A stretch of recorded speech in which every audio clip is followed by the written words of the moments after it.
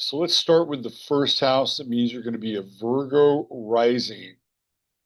That doesn't necessarily mean you have to have the sun in Virgo. This is where the sun is going to be during the eclipse, and it will be, depending on your chart, somewhere down near the bottom, because we know the eclipse is at 28 degrees.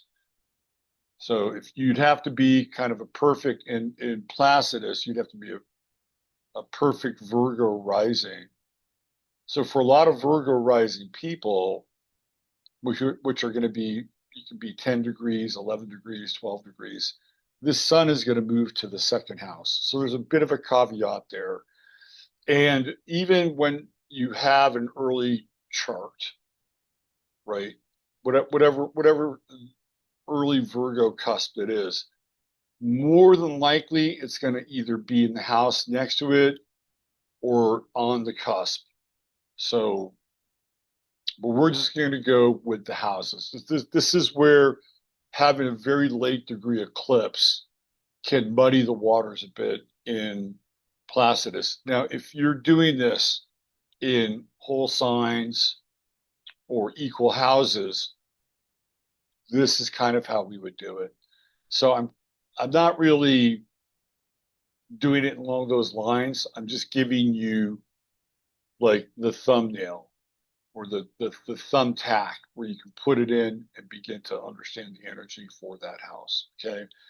But if you're a late Virgo rising, anywhere from basically, well, it doesn't have to be late. It could be, 4 or 5 degrees on. We're starting to read for the second, and if not, for the second completely. All right.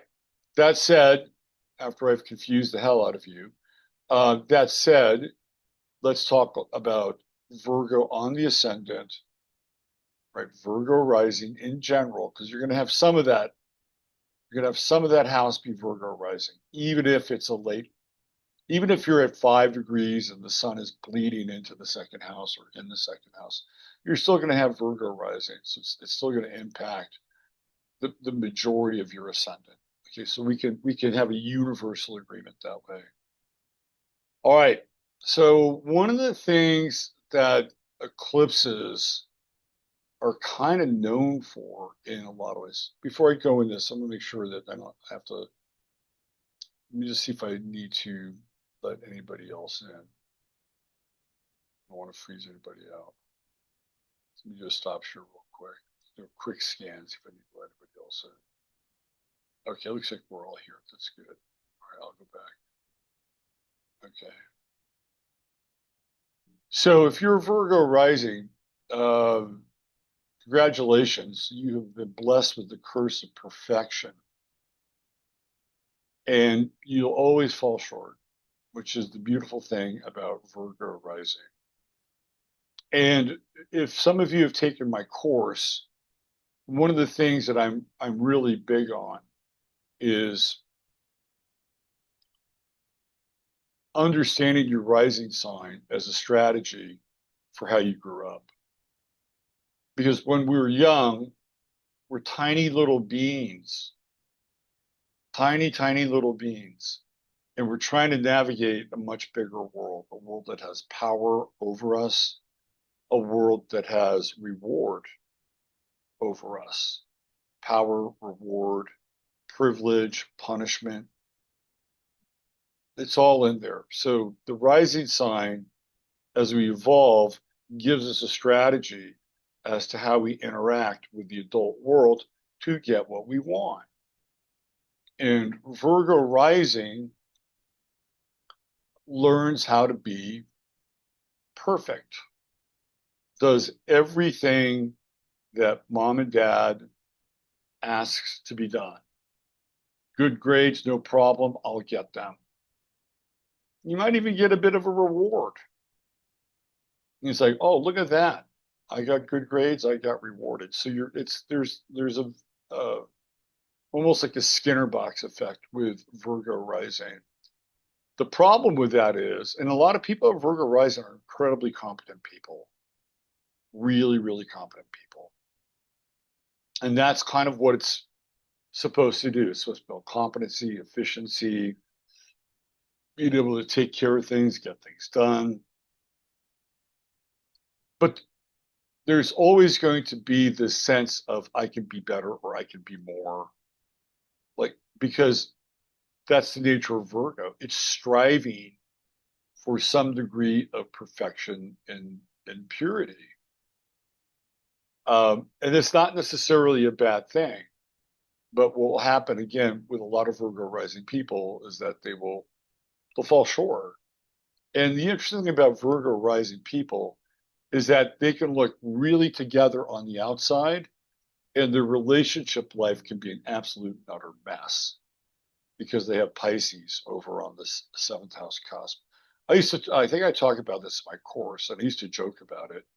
It's kind of like the person showing up as Little Miss or Little Mr. Perfect, and then they've got a dungeon in their home, right? With the seventh house being occupied by Pisces. You don't know what's going on. You don't know what's happening in their relationship life. And uh, being with a Virgo rising person for an extended period of time, I had a front row seat for this kind of operation. And if you're a Virgo rising, I'm not saying it's that extreme, but it's where you can affect some kind of personal imprint on your life. Whereas sometimes your relationships just feel out of control, or you deal with people that have some degree of need involved. A lot of times it can be a substance abuse issue. Um, it could be somebody who's got another kind of addiction, may not be substance. It could be things like porn. Um, the seventh house, or they could be addicted to other things like God. That'd be another phrase. Like, hey, you were great when I married you, but now you're a Jesus freak, right? So the seventh house is a big determinant. And over here, if I wanted to, I could have put in Saturn somewhere in here. Neptune is somewhere in here. We have to remember that that's where those planets are right now. So whenever I'm talking about whatever house it is, the opposite house is going to have a pretty major effect here. Also, keep in mind, Venus just went into Virgo. So even if you are an early Virgo rising, you're going to get that Venus hit right here. And that's going to accentuate your relationship with this idea of perfection. So what happens when you're not perfect? What happens when you're not perfect is you wind up having shame issues, right? This is classic. This is classic. We're classic Chiron territory. Like, I'm not good enough. How many times, if you're a Virgo rising, did you ever hear you're gaining weight? A lot of people that have hardcore issues with food are Virgo rising people. I mean, it's not the same as like Sag rising, which can be really gluttonous and just give me more. Virgo rising would definitely be like, eating and purging and eating and purging. It's not the easiest rising sign. So now we have this occulted sun coming pretty much close to your first house, or at the very least, it's having an effect, right, in the first house on some level, because you're going to have Virgo there. Clearly, you're going to have Venus there as well. So this is what the eclipse does: is it brings things out that we have to look at, and it's like, maybe it's okay to not be perfect. Maybe it's okay to not have to live up to somebody else's standards all the time. On the other side of the chart, when we deal with Pisces, right, that's a whole other equation. That we have to take that into account, because if you got Saturn over there, late Saturn, obviously, and you have Neptune, probably very well, it's very late Neptune. What's going to happen is that you're going to also be looking at your relationships. we'll get over there. We'll talk about that when we have Virgo on the seventh house cusp. But one of the things that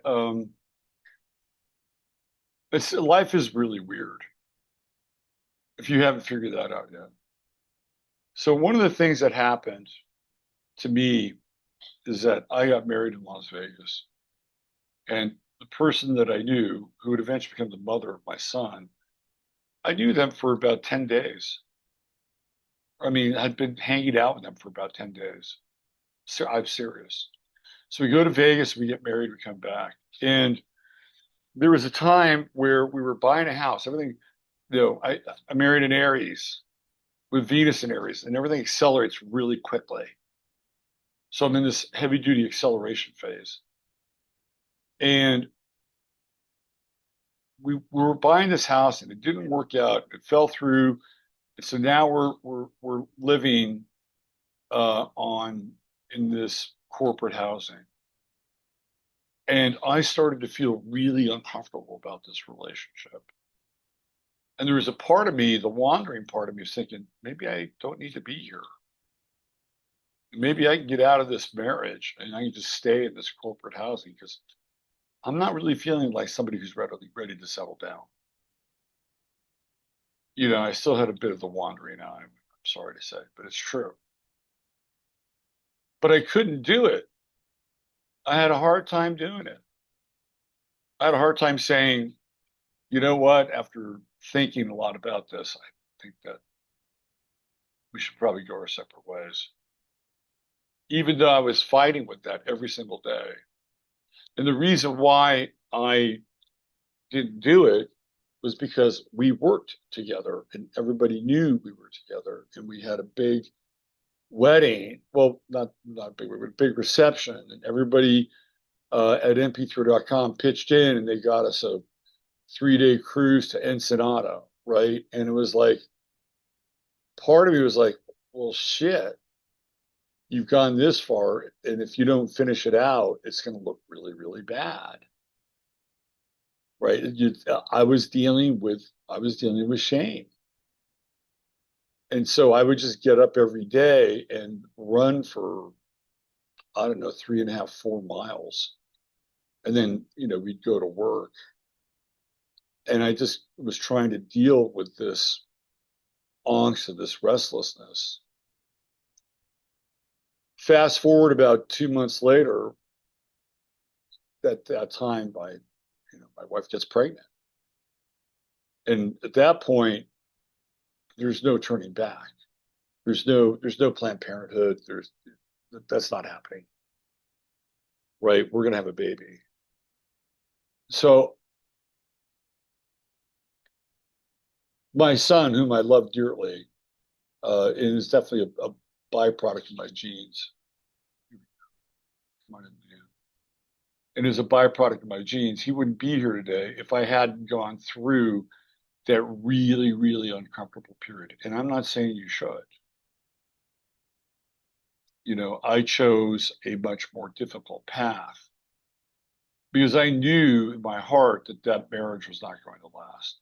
I knew it. And it lasted for, relationship-wise, 7 years. So we hit the Saturn wall, we hit the ring of Saturn. But I'm telling you this because this is the power of this eclipse in the first house. It's about, self-love and self-worth and dealing with shame. Right? These are the hard parts for us to come to terms and come to grips with when we have the eclipse. But it also gives us the opportunity to deal with some of this stuff in a very straightforward way. Like, you can look at the eclipse from a couple of different angles. You can either look at it from a place where the eclipse becomes a portal and it takes you into a much deeper zone, a much deeper space. Or you can look at it as a black obsidian mirror that reflects back to you. And I think they're both.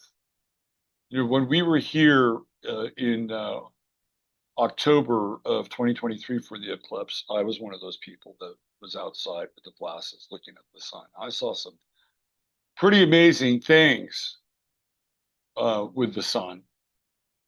I saw, I can't begin to describe it. First of all, I saw two suns, but I also saw something deeply energetic that was happening in the sun itself. So there is something happening with these eclipses on an energetic level. And if you have it in the first house, you're plugging directly into that circuit. So one of the things that, you know, we're all going to look at this from a healing place, no matter what house it's in. But this eclipse is helping you deal with number one, how do you deal with letting other people down? Even though you may not be. You may be on your path doing what you need to do, but you have to face this uncomfortable choice, which is if I move in this direction, I am going to be judged. Because Virgo and Pisces are signs that are either completely judgmental or completely non-judgmental. And somewhere in the middle is sort of where you want to be. Pisces is so non-judgmental that it's like, all of a sudden you find yourself, your best friends are a bunch of crackheads. And I'm being a little over the top, but it's true, right? And Virgo just wants to hang out with, it's funny, I was watching a football game from the 80s today, the fashions and, the Izod shirts with the collars up. I just want to hang out with those people because they're going to reflect the perfect part of me. So it can be very, very almost uber judgmental, uber selective. So this is what you're working on with this energy is can you accept parts of yourself that are imperfect? And if you need to take action in your life, can you deal with judgment? That's the big thing, and especially with Venus there in Virgo in the first house, because you have somebody else there that's going, why are you doing this? Why are you going down this path? You're going to destroy everything. So it's a very interesting place to start with the eclipse. But there's going to be different themes as we go around. Okay, let's get to the second house. We'll do a little second house share. I want to make sure that we have enough time to connect and get into questions. So I don't want to spend too long on these because I think some of you would enjoy interacting. I know I would. Okay, here we go. What's our pithy little statement here? Cheap or not cheap? Leap or not leap? All right, so now what are we looking at? You're going to be Leo rising, just to locate on that on your bingo cards at home. You're going to be Leo rising, and you're going to have Virgo in the second house. Now, the second house is where you make money. There's a distinct difference between the second house and the sixth house and the 10th house. Even all three are earth signs. When we get to the sixth house, it's more than just money. We're looking for a purpose, right? We're looking for a dharma that we align with so that if we are in the act of service, we're good, right? So I'll give you an example.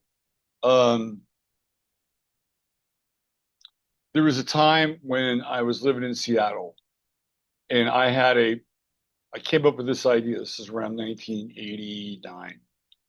And I was doing massage on the street corner in downtown Seattle. I brought a chair. I was like I was one of the first people. I don't mean to toot my own horn here, but this was before massage chairs were even built, or at least were popular, mainstream. And I just brought out a folding chair. I put people in it. I got a boom box. I was on the street corner. I made a little sign. It was by donation only. And people sat down. I gave them a shoulder rub and a neck rub, and they were fine. Right? They were fine. They loved it. In fact, people were hiring me to go to their office. But I felt like I needed a real job. right? So what did I do? I got a job working at a restaurant as a waiter, and it was a new restaurant. It was a hot restaurant, and I thought it'd be really, really cool. So I had two choices for service and Dharma. I made the wrong choice. And the other thing is, I thought that, I was married, first marriage, that my wife at the time would think that the uh, restaurant job was better because it was bringing in more money. And she said to me, I was really happy when you were massaging people on the street corner. Shit, why didn't you tell me that? This is what I'm talking about with the sixth house. But let's bring it over to the second house because you got to make money, right? You have to make money. But with this eclipse, is making money just enough? Or do you need something more? Cheap or not cheap? That's also part of the equation here.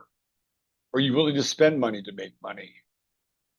Right? If you have a business, or you have an enterprise, well, are you like, I'm even kind of going through this in my own way. Like I keep thinking, I need an assistant. I need an assistant. If I'm gonna, you know, continue to do that, because I'm overwhelmed at times. It's like, okay, well, maybe I need an assistant. But for me, an assistant isn't just somebody that's online and does shit. Like I need somebody that can come over and do stuff online, like kind of a, Friday person, right? Like Friday from Robinson Crusoe. So whether you have your own business and you're self-employed, or you are doing work that you're getting well paid for, but it may not necessarily be your dharma. This is where the eclipse comes in, and the energy is here: leap or not leap, right? You're either in or you're out. It's one or the two. On the other side, of course, this is where Pisces is, and if this is a classic illustration, and if you happen to be a Leo rising, I don't mean to pick on you here, but with Pisces in the eighth house, there can be very, very deep feelings of being either impoverished or not being able to get your needs met through somebody else. That's not really seventh house.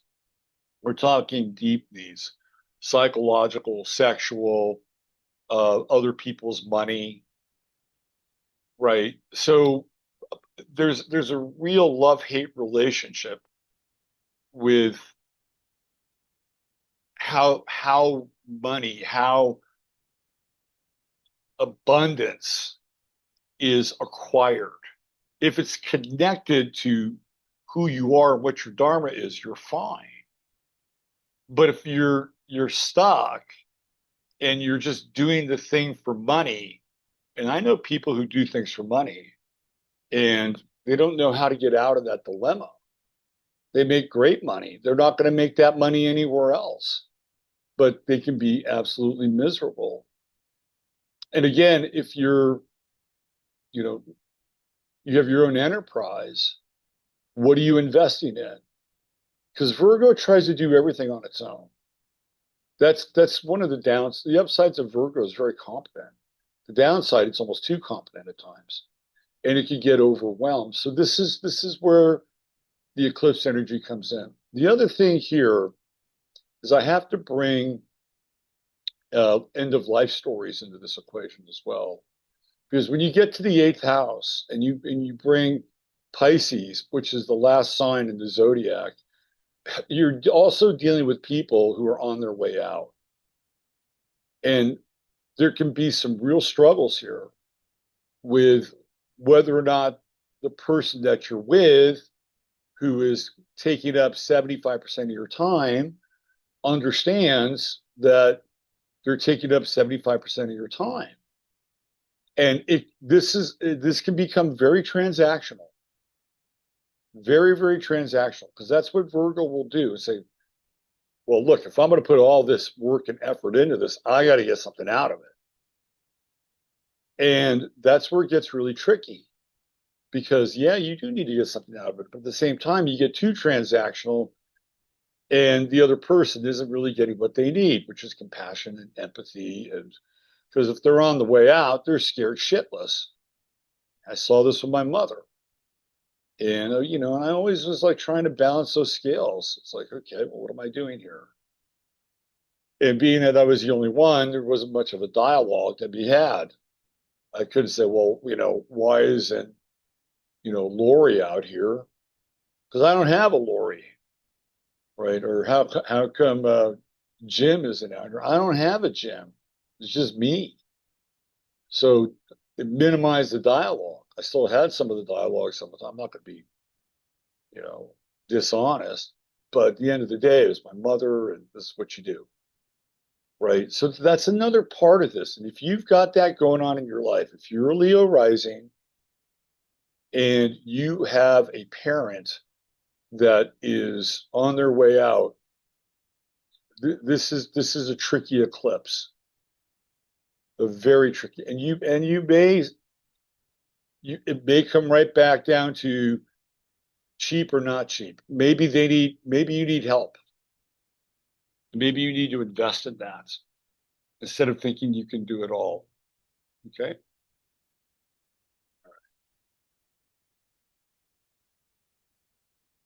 And I'm going to try and rip through this as quickly as possible, and we'll huddle up once we do. Okay, here we go. So now this is for you Cancer rising people, just locating Virgo on your third house. Are you smart enough or too smart? Because Virgo on the third house cusp is pretty sharp, really, really sharp. However, there can be a case of resting on one's laurels in some ways, right? There can be so what I mean by too smart, meaning you're maybe too smart for your own good, and maybe you're not as smart as you think you are. We get a little bit into the sibling stuff here, a little bit, but what I'm referring to is that maybe there are the thing about the third house in Gemini, because we're in Gemini territory here, is Gemini is really good at taking, anywhere between, like 4 to 12 week immersives where you learn something and you learn it very quickly. And sometimes you can get certified. Like you don't have to go all the way over to the ninth house and go to a university and get a degree and get a bachelorette degree, baccalaureate degree, whether it's a master's or a PhD. The third house, you don't have to do that. You can be very strategic. I'm going to go learn this. I'm going to figure this out, and I'm going to add it to my toolkit. And I feel like this is the question. If you've got the eclipse going through there, you've got to, where's your skill set? Where's your skill set? Now, sometimes you may be smart enough and everybody else around you is, you're living you're living with the village idiots, which may not always be fun, right? In which case you should probably get out of there, do whatever it takes so that you're at least with competent people. The problem with competency, and this is a theme with Virgo in general, problem with competency in the workplace is that you're rewarded with more work, not often more salary, and the people around you, kind of all boats rise, except, you're the tide that's rising all the boats. So with the eclipse here in the third house, you're looking at competency. And maybe you're plenty competent and you're judging yourself with all the other people in your environment. That might be one part of this, but the other part of it is maybe you need to sharpen your blade a little bit. maybe you need a little bit more of an edge. And the eclipse might reveal that. And it may not even be at work. It may be a skill. When we get to the sixth house, we'll talk more about this idea of dharma. And maybe this skill that you learn is something that makes it easier for you to tap into your purpose, right? So the other side of this is going to be the sibling side. And invariably with Virgo in the third house, if you're the sibling game, you're dealing with one sibling has been elevated over the other, and usually it's not you because Cancer rising doesn't get the attention. So that's again, that's also a lot like the workplace where the whole competency issue comes up.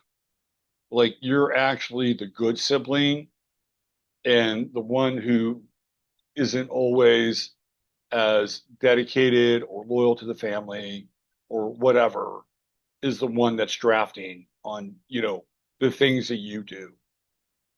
Like you're the responsible one. You're the one that makes sure that mom and dad have a legacy, a will, all that other stuff.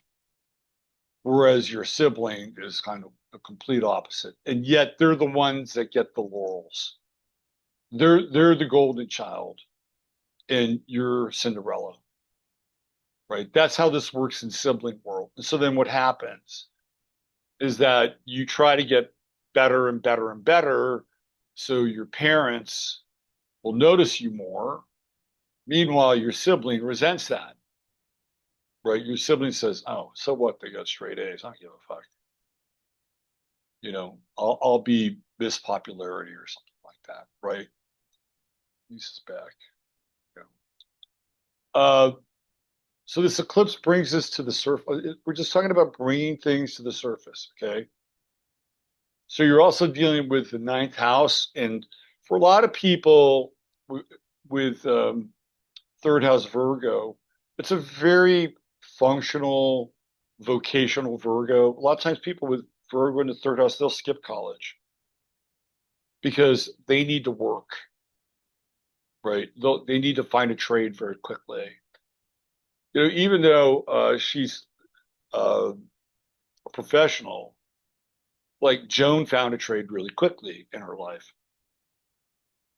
She's like, I want to be a dentist, right? Boom. That's what she did. She went to college to do that, but it was very, very specific, right? It was very Virgoan. But that's not always the case.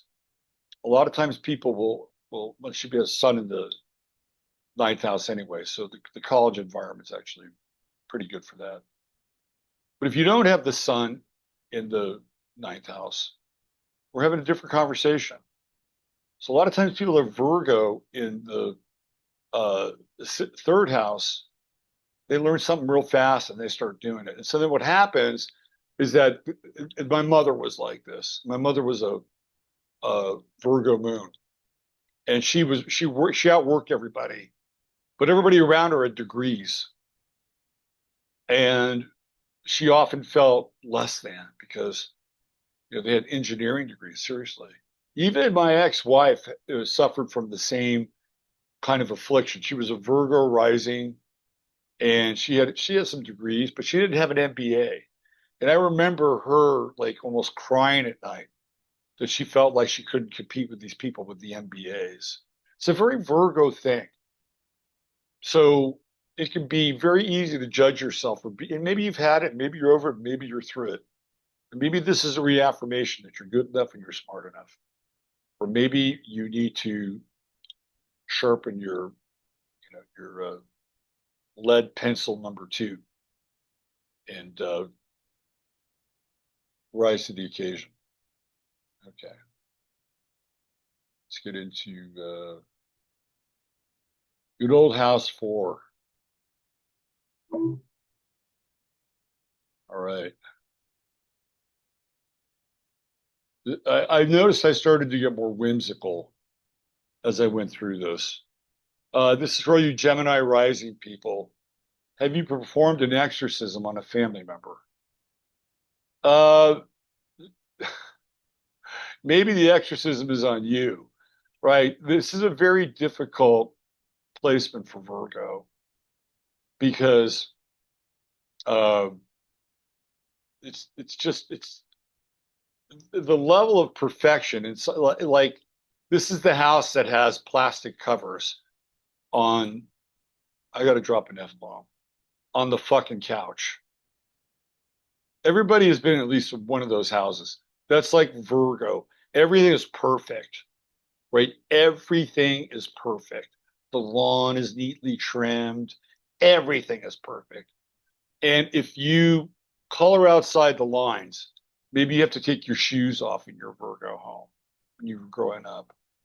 That's hard. Everything has to be like if you touch something and you just move it ever so slightly, it disrupts the entire order of the house. Meanwhile, you're a Gemini rising, you're into everything. What's this? What's this? What's this? What's this? What's this? Right? And that's great. Now, it helps if you're a Gemini rising, you're into everything, that you do have some order in your home. Like it helps. The more order your home is, the more curious you can be, and the more you can sort of, reach out into the world and try a new recipe or a new language or whatever that is. And you'll have more time to do that if you know where all your stuff is around your home. So we could talk about the eclipse in this light as well. How well organized are you in your home? Or are you too organized? But the exorcism part, being a little, again, whimsical here, right? It's like you have to figure out where you are on the spectrum. And I think we're all on the spectrum in one degree or another. You have to figure out where you are on the spectrum. And maybe what you have to figure out is that somebody in your home environment, again, maybe this is you, right, is completely and utterly overbearing and impossible to please. And they're driven by the demon of perfection. It's coming from the home. It's how you were raised. It was your roots. And maybe what you need to do is think about how you can exercise that and live with that. The other thing, too, is that it's going to put Pisces up on your midheaven. Like you're going to have Pisces up here. And a lot of people have Pisces on the midheaven tend to be artistic, creative, and mystical types. If you're going to do that and be that, you're going to need to have an organized home environment, whether it's workflow, workspace. That may be something that you're going to have to get very, very clear about. So it's another way to look at this, right? If you saw yesterday's show, I got into this idea of purging. By the way, I almost got it. I was looking at this volcanic nature, right, of this grand trine with the kite pattern and Pisces on the bottom and Virgo on the top. And I may have used the word volcanic. Well, Kilauea went active yesterday. I thought that was really, really interesting. So I feel like this eclipse is getting you to look at, number one, your immediate home environment. Does it need to be more organized or are you too uptight? Right? That's number one. And number two, who drove you to do that? And what's the word? The devil is in the details. This is very much like the fourth house with the eclipse here. So there you go. Here's your fourth house. Moving right along. I think we're doing pretty good time-wise. Some of these take a bit more than others, dealing with layers of complexity. So let's go to the fifth house right here. So now, again, for the sake of expedience, we have Taurus rising. So you're going to be a Taurus rising. You wanted art, they wanted a job. There you go. Here in the fifth house of hobbies and creativity, and the fifth house is an extension of your youth. You're supposed to fall in love with something in the fifth house. That's the nature of the fifth house. Like, I love this. I love doing this. Right. For me, I'd have to say my first love was probably baseball. And I have Aries in the fifth house, which is about competition. And, baseball's a one-on-one sport.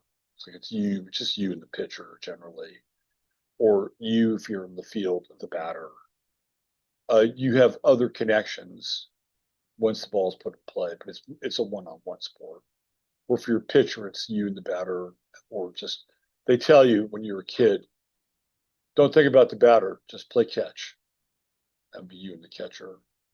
But this is important. You wanted art, they wanted a job. So you get to look at, are you being fulfilled creatively with your work? And maybe you are. Maybe there's a way for you to become more creative with your job. Or maybe you just need a more creative job.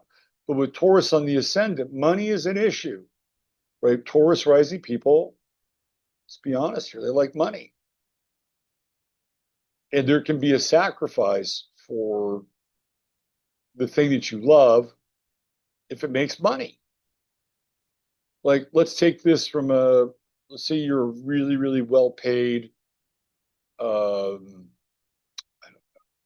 medical assistant, which would be Virgo, a really well paid medical assistant.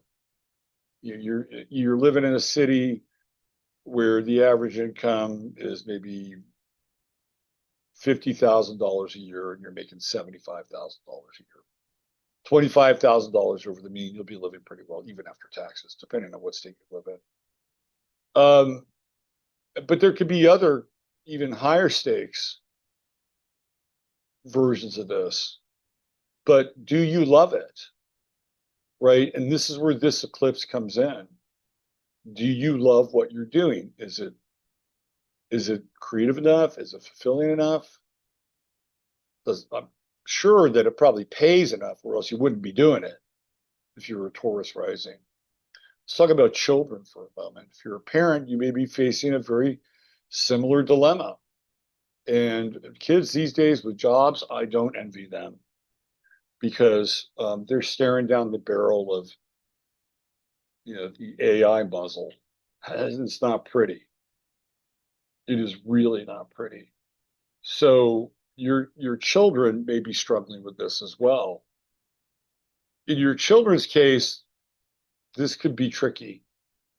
If they're in a position where they can live cheaply or affordably and follow their passion, I would encourage that. However, that said, I would also encourage them to engage in a work now that might be able to pay them, because over here we have Gemini on the second house cusp, right? We go from Taurus here or Gemini here before, that there's a possibility that they could create a bit of a side hustle, right? They could be create a bit. Now it's going to be at a square. It's going to be at a square, so it won't always be easy. Like perhaps maybe the first hustle might take them a bit more time, but it wouldn't be the worst case scenario, especially in this environment. So as it relates to you, you have to look at, okay, can I afford to switch tracks? Is this really what I wanted to do? Or can I take this back up as a hobby of some sort?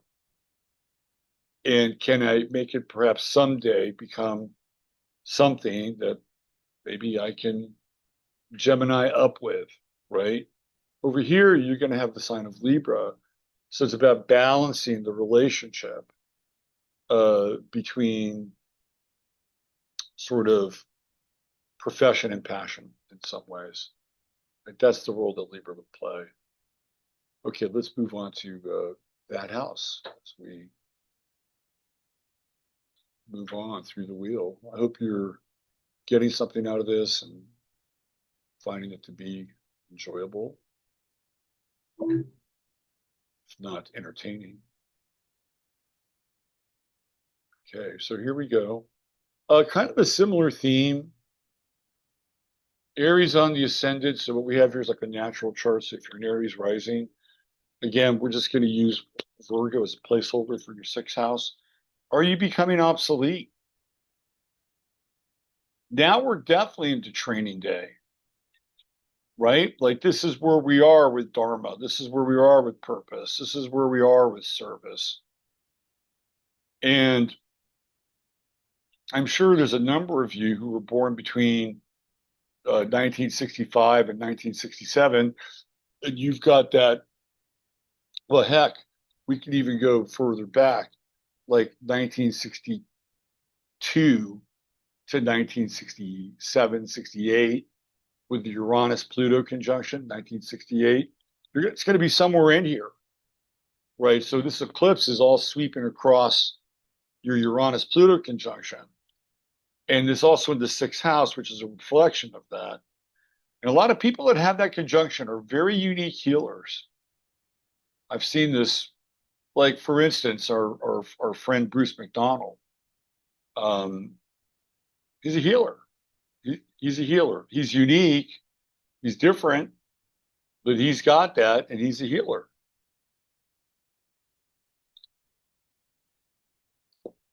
But I feel like we're in this time now, again, kind of going back to that third house, mutable atmosphere, that you probably need to upgrade your skills and you don't want to become obsolete. I mean, AI is, this is one of the things I talked about yesterday.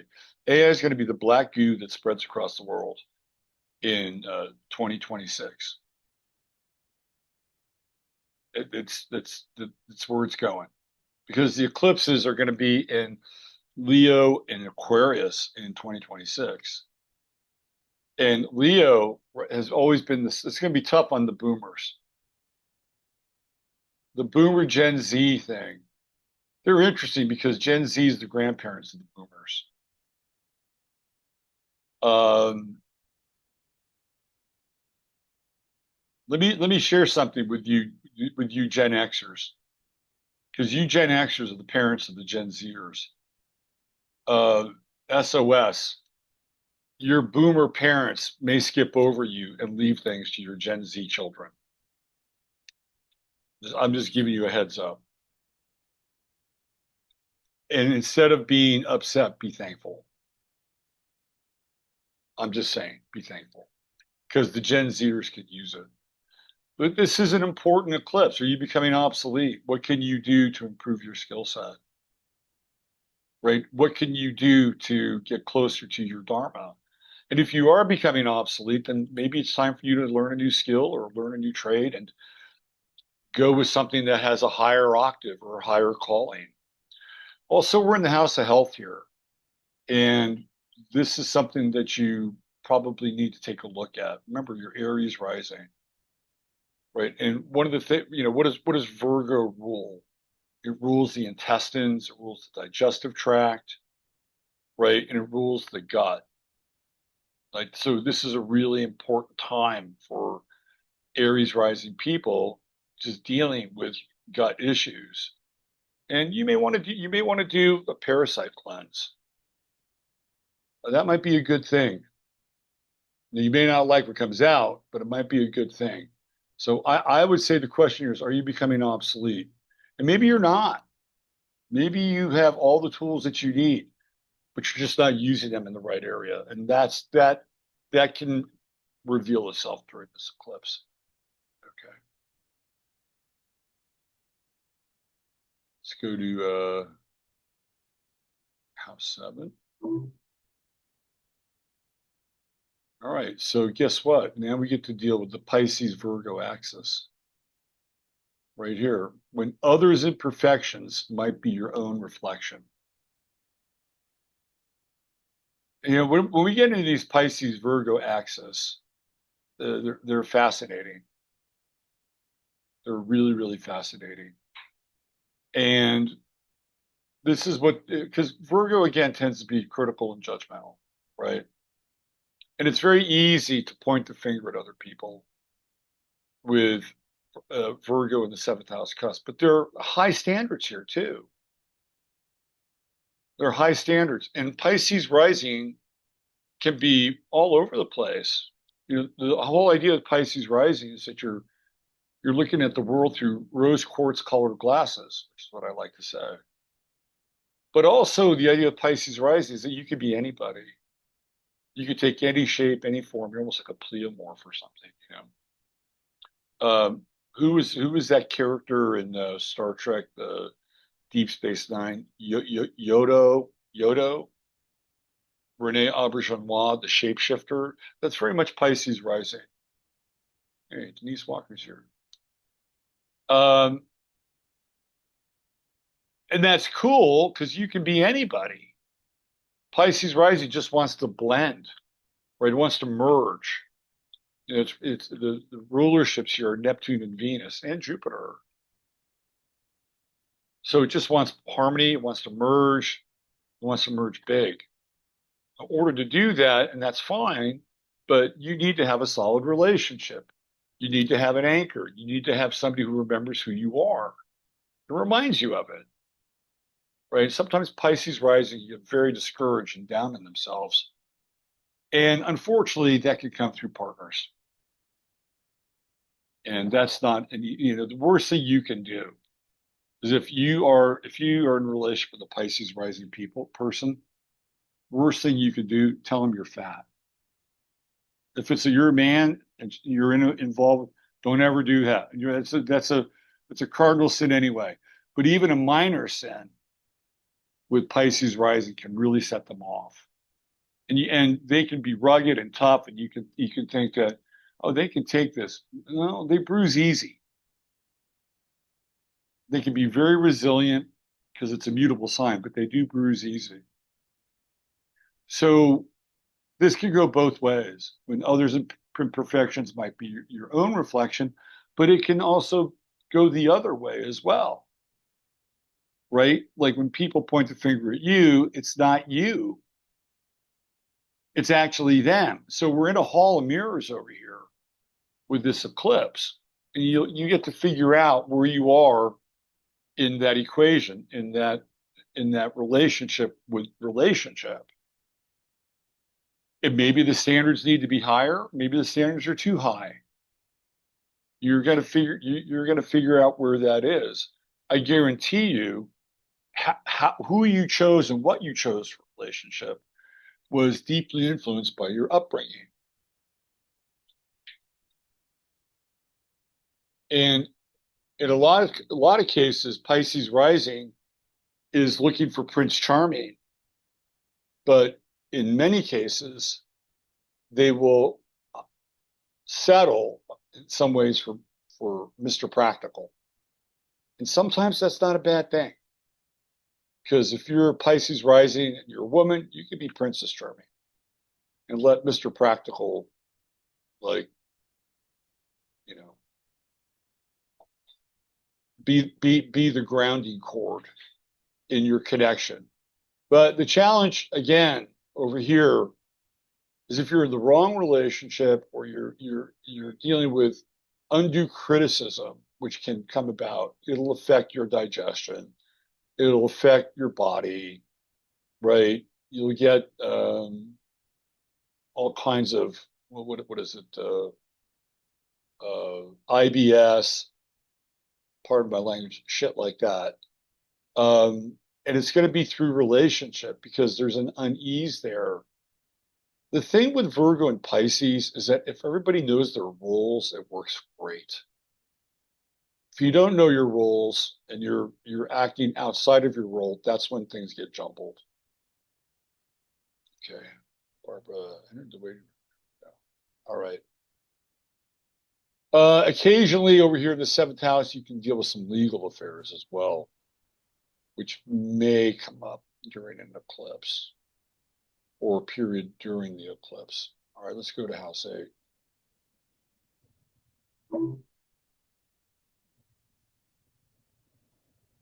Okay, now we're into house 8 here, and this is all about other people's money. You're going to be Aquarius rising. If your Virgo is over here, right? House 8, Aquarius rising. What kind of debt do you really owe? This is other people's money. And you may feel like it may not be a monetary debt, but it could be, I hate to use the word karmic debt, or some kind of psychic debt, or something that somebody did for you that you already paid back a long time ago. And maybe threefold with interest. And I'm not even talking about monetary interest. Like the debt is done. It's over. Because with Virgo, we always get that it's never enough, never enough, never enough, never enough, never enough, right? And down here we have we have Pisces. We're in a very interesting territory here too, because neither a borrower nor a lender be. And I guarantee you, you do not want to lend money if you're Aquarius rising during this eclipse. First of all, you won't see it again. That's number one. And number two, um, it can have a very deleterious effect on your spirit. It's one thing if you're able to just write it off. You know, Aquarius rising tends to be like super detached, or they think they are. But with Pisces on the second house cusp, they're not as detached as they think they are. Like there's a high degree of sensitivity, and it's like to me, Pisces in the second house is like the soft white underbelly. And Aquarius rising can be really cool and detached, but they can be real pussycats and way more sentimental than you think at times. The other thing here also is the subject of sex and taboo. And with Virgo in the eighth house, well, you're dealing with sex and taboo. And are you willing to cross certain lines? We're really in heaven and hell territory here, right? With the second house of Pisces and Virgo in the eighth house. We're totally in heaven and hell territory. And it's very tempting. Very, very tempting. So we go back to this, what do you owe? Do you owe anything to anybody? Do you owe anything to whatever God it is you worship? Maybe it's the Christian God, maybe it's universal source, maybe it's whatever. Like what kind of debt do you owe? Or what kind of deeper contract do you have? And if you do something outside the bounds of that contract, are you in violation of it? And the eclipse energy could really bring that up. And on a much deeper level, even, we're back into this whole territory of care, end of life care. We talked about this with the second house stuff. Now we're back over here with the eighth house stuff, and we're flipping the script, right? It may be in this instance, you need to do more versus with the second house eclipse, maybe you need to bring more people in. So you're not doing everything. Maybe you're not living up to your end of the bargain or your end of the agreement. There's a lot of different variables here, but they're all kind of under the same rubric, and they all have kind of this branch root, right? So I'm giving you, 40,000-foot scenarios, and hopefully some of this is gonna, hit you like a depth chart somewhere along the way.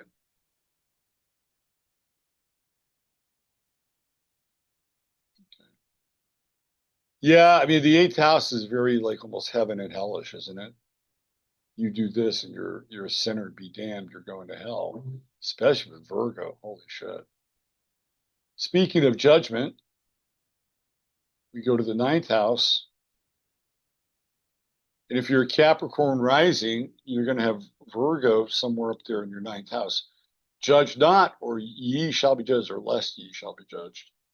Because Sagittarius can be a very judgmental sign.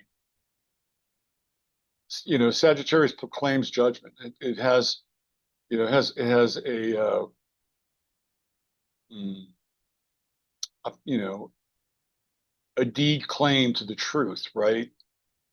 But with Virgo up here, it can be very, very judgmental because you're blending judgment and criticism, and Virgo is critical.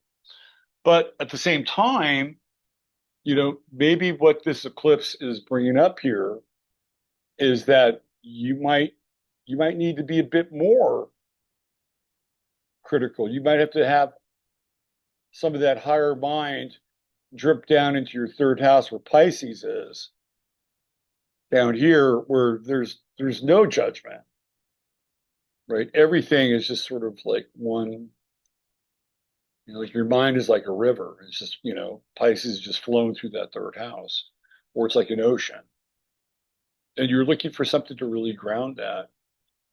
So we can flip this around also, and that maybe judgment and criticism, or judgment and being critical, could be valid and important with this. Maybe you're not doing that enough. Remember, you're Capricorn rising. I guarantee you're probably fairly judgmental here. I'm sorry, I don't mean to rip on Cap rising, but they don't put up with a lot of bullshit, right? That's just the nature of Cap rising. You have this grand trine and Taurus is over here.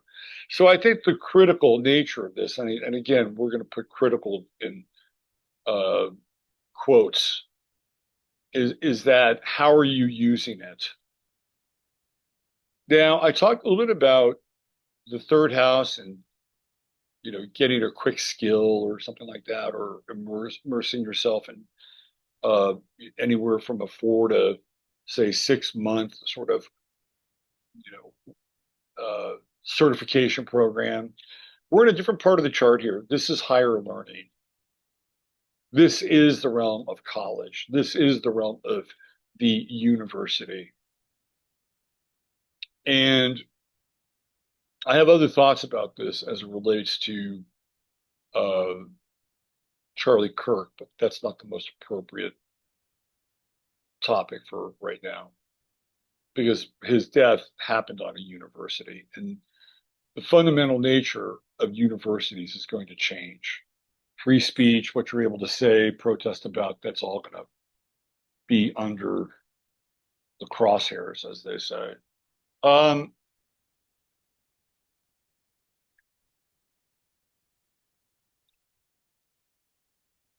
let's continue with the parental theme a little bit here. Care, right? This eclipse may force you to travel and travel at a distance, which can be problematic, right?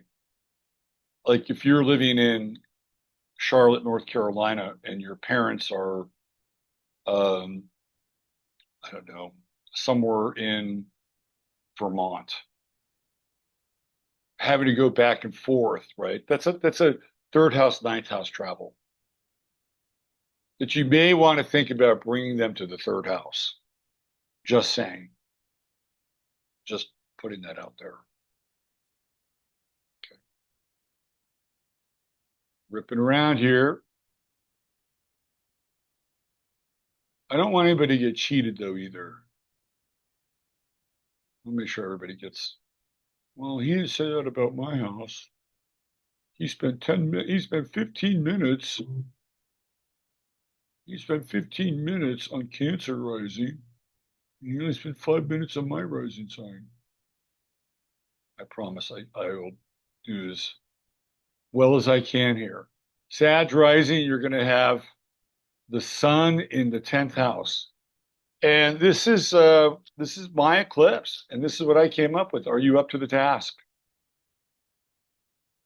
This has been a challenging time for yours truly. And dealing with this heart thing, I got over the first 3 to 4 weeks, and it was brutal. But even trying to catch up, and it's just like during those 3 to 4 weeks, my workload just piled up, and I have a ton of things to catch up on. I got readings, I got clients that I need to reconnect with, and I honestly feel overwhelmed. And when I get overwhelmed, I just kind of go into my 2-4 hermit cave, right? So this is for me. Maybe it's for you, but I'm going to be a little selfish here. Are you up to the task? If you have the sun in the 10th house, I tend to be a public person, though not as public as a lot of other people, but that's another story, and I'm okay with that. Are you up to the task? Can you continue to do the work, right? Can you continue to figure out how to become more efficient? Can you dig down and why? Why did I get to this place? And I'm using I as in me. And listen, I just want to say this is not a condemnation of any of you. I love you. And one of the things I've always prided myself on is being accessible. I got Pisces down in my fourth house, and I feel like the other last couple of days, every time I went to do something, somebody was texting me or was putting. Yesterday, I was late for the show because I had an issue with my new boarder, and it took me an hour to talk to him about it. And that hour bled into the first 15 minutes of the show. So again, fourth house. I just felt like this whole thing was just kind of desanguinating. So I have to have some better filters, which I have to figure out because I have to reinvest in what I'm doing in order to make sure that the needs of the people who are signing up for my services are getting the best version of me. And it's not been easy because I've been dealing with this hard stuff. Well, if you have the sun in the 10th house, you have your own version of this. And there are times where it's like, man, I don't know. Maybe I should be doing something else, right? Like that wanders into my head every now and then. But then I come back and I hang out with you guys on a Saturday like this, and I love it. So I'm not ready to throw in the towel. I'm using this eclipse to rededicate myself towards getting more efficient and being more Virgo-like versus more, because the whole gravity of the chart with the true node of my fourth house has been Pisces, Pisces, Pisces, Pisces, Pisces. And I've been working on also being a lot more accepting too, right? Like this year has been a real interesting yoga of not being reactive because there are times when I see comments in chat where I just want to boot people. I'm serious. And if they're really obnoxious and they're causing a ruckus, I have no problem booting them. But if they're not, and they're just, and I'm just having a personal issue with them, that's me. So I've been working on being more accepting and letting some of this stuff flow. But at the same time, at what point does my itchy trigger finger with my Virgo sun, my Pluto in Virgo, my true node in Virgo, have enough is enough moment? Well, you have to figure that out too with the sun in the 10th house. You're dealing with your roots, right? You're dealing with how you were raised. There's Pisces down there, and there's not a lot of boundaries with Pisces in the fourth house. I didn't have any boundaries, barely. I remember one time I walked in on my parents on their waterbed, and they were like going at it. Like that was the lack of boundaries. And they had a copy of The Joy of Sex open. They were trying some fancy position out. It's weird, man. It's a little unsettling. I got to tell you, that's Pisces in the fourth house. Anyway, enough of my personal life. Are you up to the task? And if you are, then you have to rededicate yourself. And if you are, maybe, and this is what I'm thinking of for myself, but I need some help. But I think for me, it starts with clearer boundaries. And I'm not sure how I quite do that yet, but that's my goal. That's my intent. The other thing is with your work, is your work fulfilling? right? And for me, again, it is fulfilling, but I give a lot. How much am I giving? What am I getting back? And that's something you may want to ask for yourself as well. Okay, here we go. You're going to be Scorpio rising here, and you're going to have the eclipse in your 11th house. Social sacrifice. What does that mean, social sacrifice? Are you being too social? Do you have too many activities going on? Too many groups you belong to? Or are you stuck in a cave and you need to sacrifice that part of yourself in order to like join the world and connect? Now, Scorpio rising is always going to bring a hint of secrecy about it. A lot of times people are Scorpio rising, for whatever reason, they're not really trusted by other people. And it's nothing that they do, it's just who they are. And so you could have judgment in the social life or in the social world, which is what Virgo is really good at, is judgment, right? So the social sacrifice here is you got to figure out where you are on the spectrum. If you are a cave dweller, maybe you need to sacrifice that and get out of your cave. Go find a club or a group that can be useful or helpful. That you might be able to learn something, right? If you have too much going on, then maybe you need to cut back and you're trying to be everybody for everybody else in your friend group or your friend groups. Either way, you have to make some kind of a choice. Because what's also interesting here is we're in the fall, like we're right at the equinox. So we're at this point where the apples are about to drop, right? And then after that, we go into this barren time. So bring your apples in, bring your grapes in, and get ready for the here in the northern hemisphere, a season of more kind of you know bar barren opportunity. So maybe you want to have some friendships that take you through the next few months.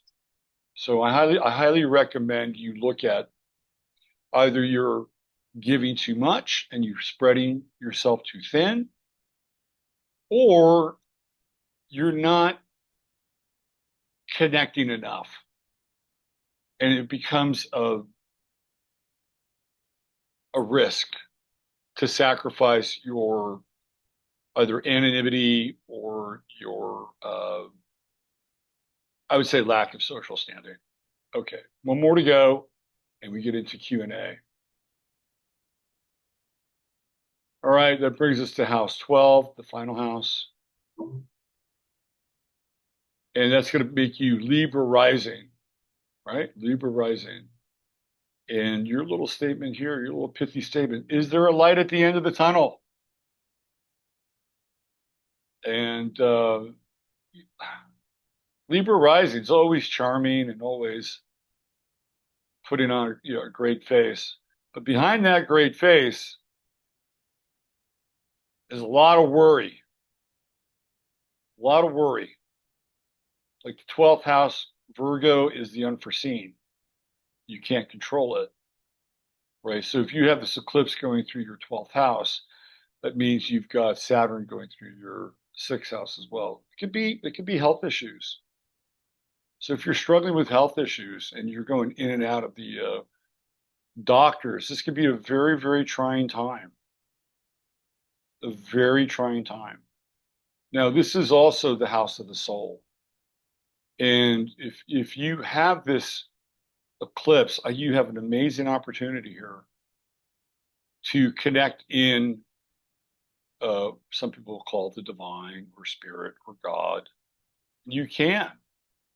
And on this eclipse, you can, if you feel, because we're dealing with 12th house, 6th house too, right? 6th house purpose, 12th house, the spirit of the purpose, right? if you're feeling stuck or you're feeling like you are drawing a blank on the purpose side of things, this is a great, great time for you to take this eclipse and be very intentional. And, however long it takes, and I would do this. There would be times where I'd be completely fallow, like in the 20 teens as an astrologer. And I just thought I got to be doing something different. I'm not making enough money. I can't support my kid. I got child support. I got rent. I got all these things. And I would say to God, if you want me to do something else, I'll do it as long as I can grow from it and it pays for my kid and I can support him. I will do it. I will lay this down. I'd usually have these conversations in the shower, by the way, and invariably within an hour I would get a reading. I'm like, well, there we go. I guess I'm supposed to be on this path. This eclipse is perfect for you if you were facing that dilemma. It doesn't have to be all day, but 12:23 tomorrow here in uh, Texas, 1:23 if you're on the East Coast, 4:23 if you're in California. This is your time. If you have Virgo in the 12th house, get quiet, ask for guidance, particularly around work purpose, and and lay it down. Lay your ego down, lay your will down. Say, not my will, but thy will be done. If you do that, and you do that in a spirit of being very earnest, I guarantee you will hear the call back. And you may face your fear and be like, oh my God, I may have to sacrifice this or sacrifice that. Because, that's one of the things that happens with eclipses. When we think of eclipses, the whole idea of sacrifice really becomes like a big part of the story. You think of Apocalypto and these human sacrifices in Maya land, right? So that's always kind of part of the backstory with these eclipses is the ancient symbolisms or the tribal blood that goes along with it. Okay, we've come full circle here. We got a half an hour to connect. Here's what I'm going to do. I'm going to get up. I will be back in 2 minutes. You could use this time if you want to take a quick pee, get a beverage break. Come on back and let's do a blitz here. If you want to be on camera, you can be on camera. There's a way in which you can raise your hand, say, "Hey, I have a question," and we can interact. Okay, so I'll be back in 2 minutes. Okay.